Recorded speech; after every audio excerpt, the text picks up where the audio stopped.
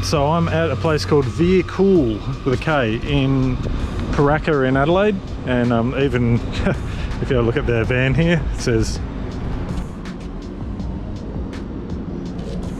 So I've got Frank the tank here, and today we're sorting out the air conditioning pipes on the car. It's not a super exciting part of the build, but because the car is going to be driven quite a bit, I want good working air conditioning.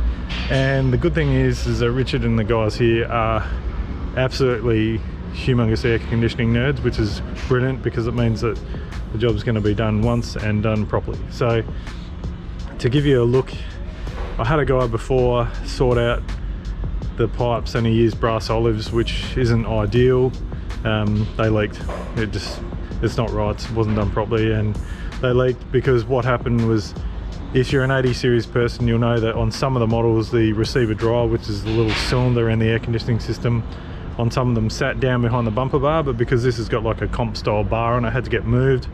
So I used a receiver dryer out of an early diesel one, which is up near the battery, so I had to modify the pipes and that, and in the process I had the brass olives done in there, and the guy's like, oh, it'll be all fine and everything, and it leaked. So come to Richard, he's like, no, we'll do it all properly, we'll get everything right, make all the pipes crimp them properly, and it's going to be great. So I'll give you a look around the engine bay, we'll go have a chat to Richard and see what they do.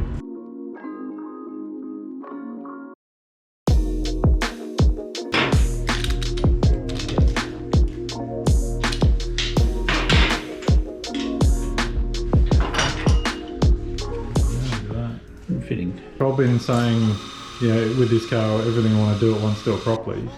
And with the air conditioning side of things, I'm stoked that I've got you doing it now. I mean, what do you say to people when it comes to doing your pipes and all that, especially like the brass olives and... I suppose get somebody who can do it properly. Like there's a lot of people who say they can do it properly, but a lot of them don't. A lot of them actually TIG weld fittings, but with old pipes they actually become porous because you pull the carbon out of the oil, and you can't get the oil out of the aluminium very well. So they can become porous, where I suppose technique what we use is a little bit different, but yeah, it's a foolproof method. It works. What's the main principle with an air conditioning system for people who don't really know how they work? Like, without going into too much detail. Basically it's just a heat transfer system, same as a car radiator. What it does is you have warm air or air which has got heat into it going into the vehicle through the evaporator. The evaporator is the part behind the dash like the radiator. That takes the heat out of the air, and then the byproduct of that is cold air coming out of the vents. And then basically the heat gets transferred to the condenser in front of the vehicle, and then that gets released back into the airstream. Basically you've got high and low pressure because one side requires I suppose different pressures to a certain extent to actually function properly, either to remove heat or actually to take the heat out of the refrigerant, and then it turns back into either a gaseous state, or it turns back into a liquid state, or so forth throughout the system. And right now you're just working out where things are going, and this is a low side, the low pressure side, which goes back to the compressor, and we're just trying to work out what's the best way to actually run the hoses, where we can secure them and make them nice and clean and tight and safe. And it's going to be like a show car. That's right.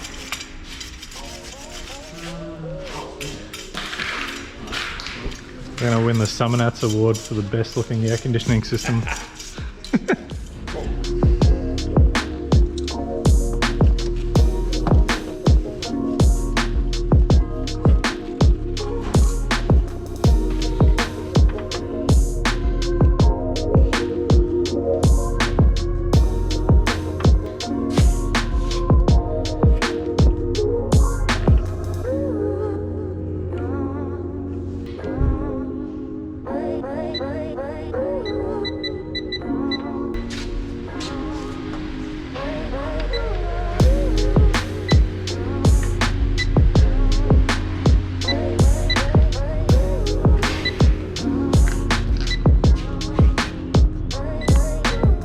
R134A, what we're going to be putting in this.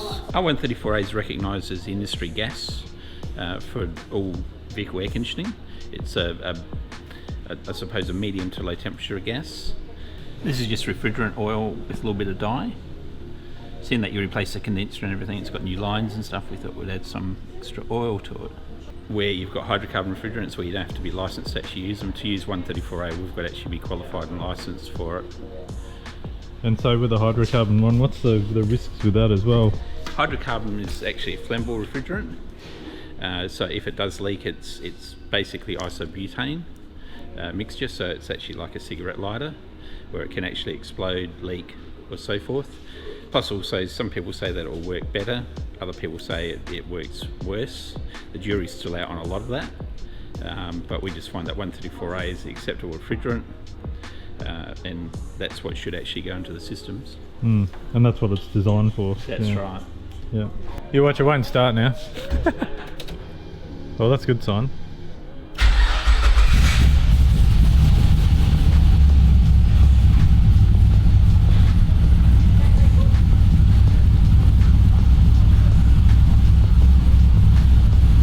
Leave it on.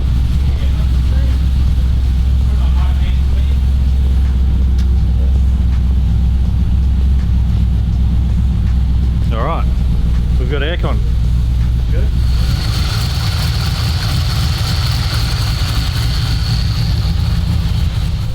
Okay, so she's all gassed up and working. Aircon's getting nice and cold, but the best thing is that it's going to work and work properly.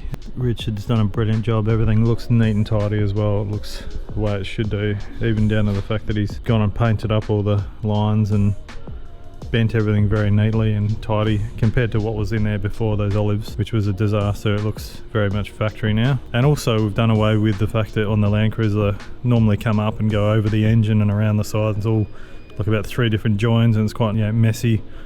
But now it's just this one high pressure pipe around the back here, goes all the way into your receiver dryer, and then nice properly crimped rubber line here straight off the TX valve and the evaporator. Goes down straight into the compressor. So no messy bulky stuff anywhere, and aircon's not the prettiest thing to put into an engine bay, but it sure makes the car nicer to drive, so very happy. Alright, so there you go, we're done at Vehikool, and massive thanks to Richard and Nick there. Really great guys, totally into their air conditioning. So I know the job, just looking at the work that goes into doing what they're doing, you made it look simple, but it all comes down to years and years of experience, plus having the right tools and the right equipment, and obviously caring about the job. So he's done tons of hot rods and muscle cars and stuff like that as well, and yeah, I mean, I can't recommend them enough, especially if you're in Adelaide. I mean, a lot of cars get sent into state for jobs as well, but yeah, just ease and convenience of not having to mess around and make stuff and trial and error to get the thing right. It was just get it right, do it once, do it properly. So yeah, big thanks to them. Now the good thing is, and now that I'm in the shadow because it's quite bright here, is I'm just on the way to Pedders Suspension, back to see my mate Kevin in there. We did all the suspension in the car a while ago. You'd see if you go back to the early videos, and basically just a nice 2-inch lift, all the Pedders gear in it. It's since had some other stuff like the adjustable track arms and that, but it's actually going back in because everything is getting replaced on the car, so it's getting a new steering box. Just the other one's been in there for 10 plus years. I don't know if it's ever had any work done to it, but that's getting replaced, and we're also just going to give it another wheel alignment because hasn't been real wheel aligned with the track arms, like the adjustable track rods in it. So yeah, it'll be good to get that all sorted, and then that's just one more step towards getting the thing running and driving. After that, it'll be in to get tuned and have all the shift patterns all sorted and stuff like that. But yeah, keep ticking things off the list, and that's what it's all about when you're building a project car. Just a big long list of things to do, and systematically getting them done one after the other, and eventually you'll get to the end of the list and you'll be like, wow, now what do I do? Drive it. So yeah, looking forward to that part of the whole build. So again, big thanks to Richard and Nick out there. Really good guys, and it's been fun just hanging out and talking and knowing a little bit more about what they do too. So check them out. They've got a Facebook page, and also they're on the web, but check out Vehikool. I'll put the details down below, and yeah, hit them up if you need your air conditioning done. Signature boxer thumb. A lot of practice to get that right. Alrighty, I'm down at Pedders here. Nice afternoon. We just left Vehikool, and out the front here, normal 80 series is rocked up, which is pretty cool, but here we go.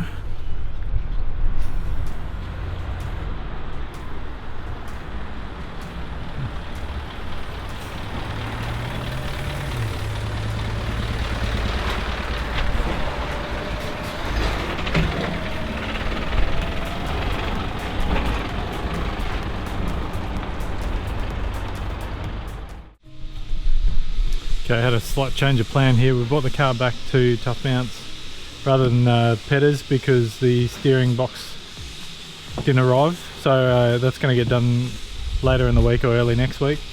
So just to get things rolling, man, it's dusty. Just get things rolling. I've got it back here. I'm going to get stuck into the car audio side of things. So I'll give you a rundown of all the gear I've got. And it's all through Burson. And the awesome thing is, like I keep saying, even if you go into Burson and you can't see something on the shelf, just ask them because they can get pretty much anything you need for your car. I mean, we've got the Harrop E-Locker through Burson, all the car audio gear here. So here we are, but speaking of Burson,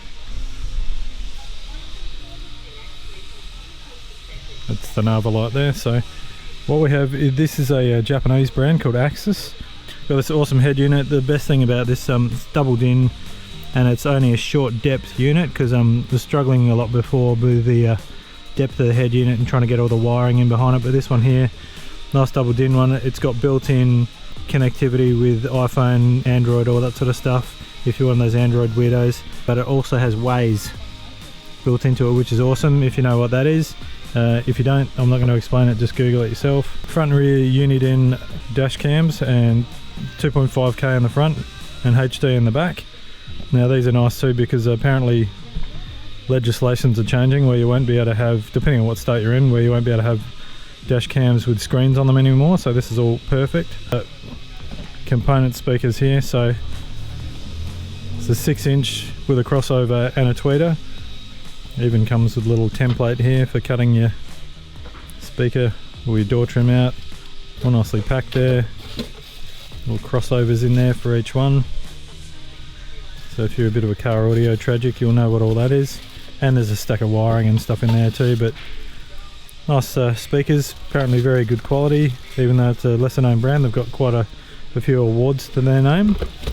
And over here, nice Aussie built Cyclops alarm. The best thing about these alarms too, I've taken the siren out already because we've been messing around with it, but if you notice, all of the wiring there is black, which is uncommon for normally wiring things up, but the reason they black wire it is that once you've wired it in, and if somebody goes to try and steal the car or do stuff, they don't know what wire does what, because black wiring is an extra level of security really. This is a nice Axis amp here, and under that the subwoofer, so no sub boxes or anything like that needed. I mean, I'm not really much of a massive doof head now, but pretty cool to have a nice standing stereo in this thing. So yeah, very good. So I'm going to get stuck into putting in the head unit and then start doing the dash cams and stuff like that, and lots to do, but big thanks to Burson for all this awesome gear here. So let's get into it.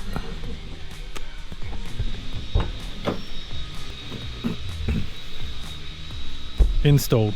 No, just kidding. Wish it was that easy, damn it.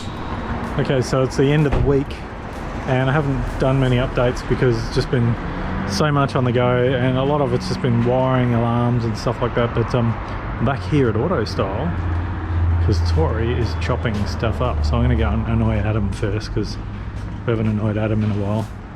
Adam likes being annoyed. What's going on? There is the carpenter. No. Because I'm here at Tuff Mounts, make sure you head over. I'll put the link below as well. Tuff Mounts have got their own YouTube channel. It's been around for a while, but they've just started doing more and more stuff on it, which includes this here. A very sexy black CV8 Monaro. But check out their channel. Jason's doing more and more of his own stuff now, which is cool. And yeah, oh yeah, and look at that. That's pretty cool. All right.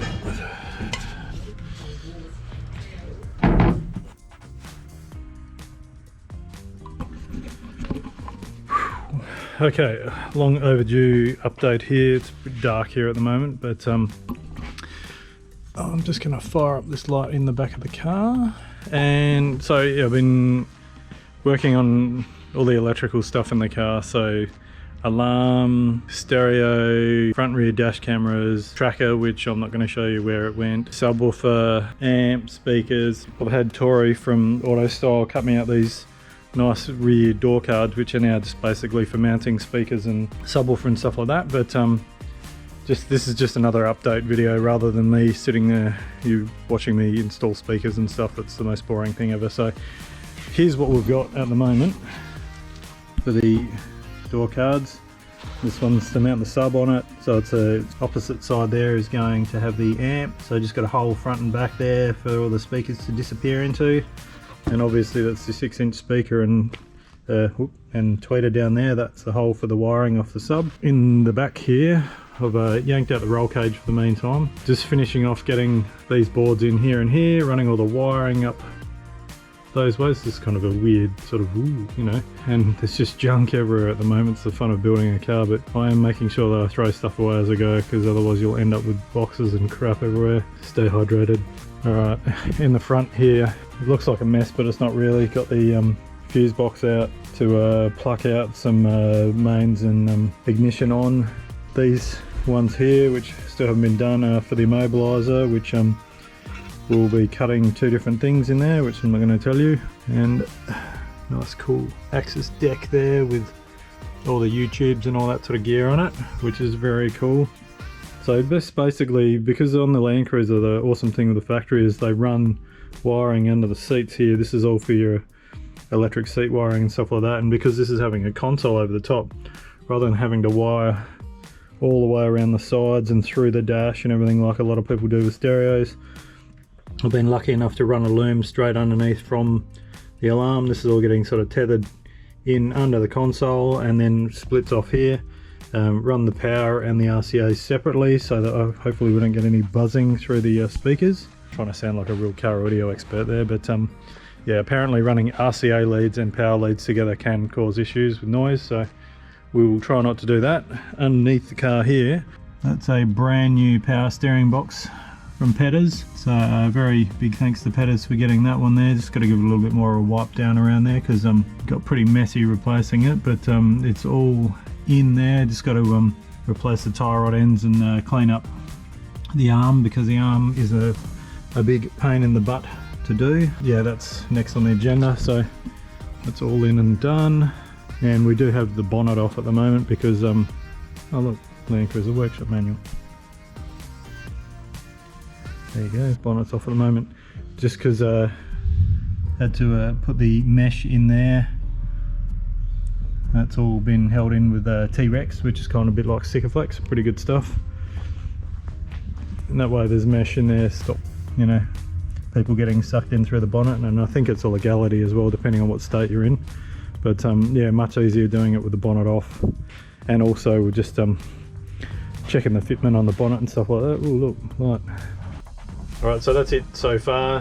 As you would have seen earlier in the video, I had Richard and Nick from Vehikool do the aircon. Awesome job, those guys, can't thank them enough. Definitely look them up on Facebook, put the link below in the video. And big thanks to everyone with this build. Now, one person I haven't really mentioned in the build enough yet is also a really good friend of mine, Mike from MV Automatics. Mike's really well known in the automatic transmission scene, not just because he's a really good, you know, transmission builder, but he is really good with the electronic transmission. So he pulled apart the 6L80 in this thing and gave it a tickle up. Nothing out of the ordinary, just gave it a birthday really, and probably tighten it up a little bit. But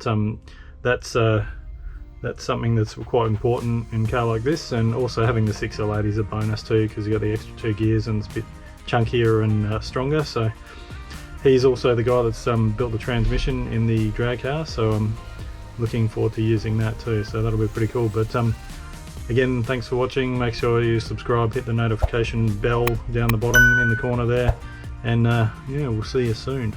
More updates.